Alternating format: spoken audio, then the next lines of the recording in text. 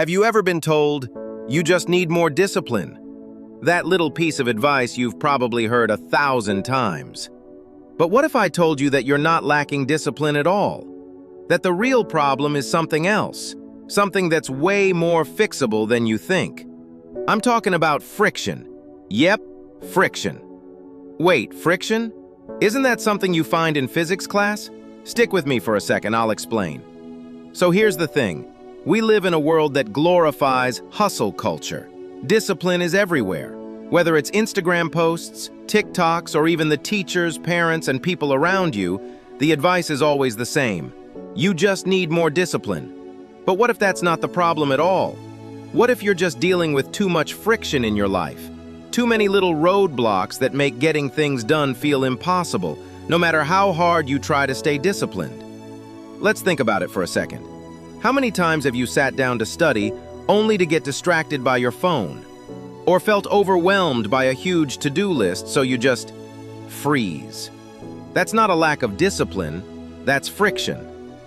Okay, so what exactly is friction?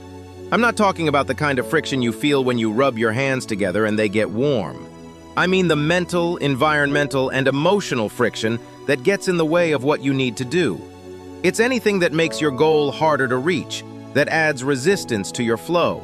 And trust me, it's everywhere. Think about when you try to study but your phone keeps buzzing. Every notification is a little bit of friction. It pulls you away from your focus.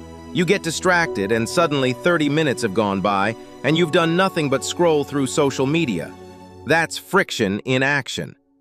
Or how about when you're supposed to work on that assignment but your workspace is cluttered? Or when you're unsure of where to start with your project? That confusion, that clutter, all friction. Now, I know what you might be thinking. Okay, but if I had more discipline, I could just push through the distractions. But here's the thing. You can push through the distractions, but it's going to feel like you're swimming through molasses. It's exhausting, and it never feels like it's getting easier. The real issue here is that we're trying to push through friction when, instead, we should be removing it.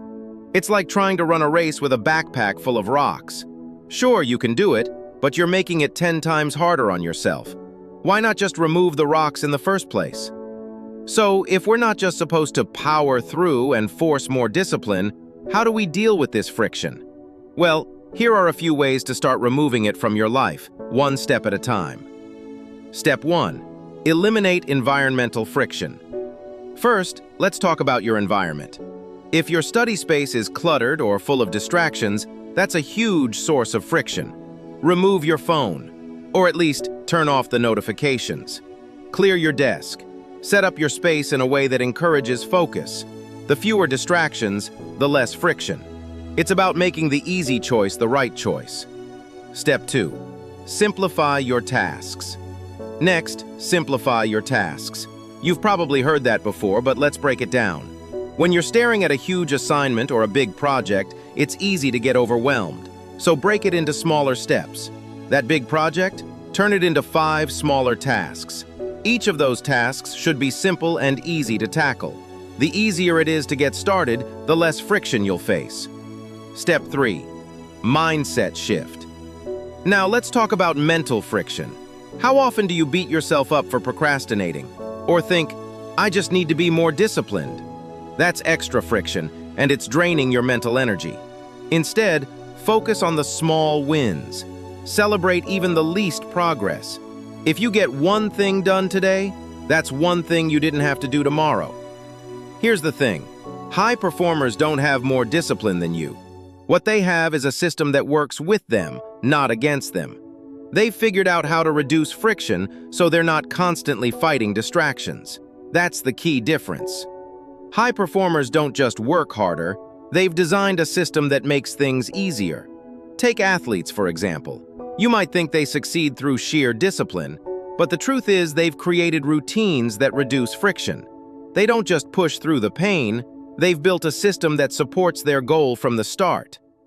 Let's say you're training for a marathon.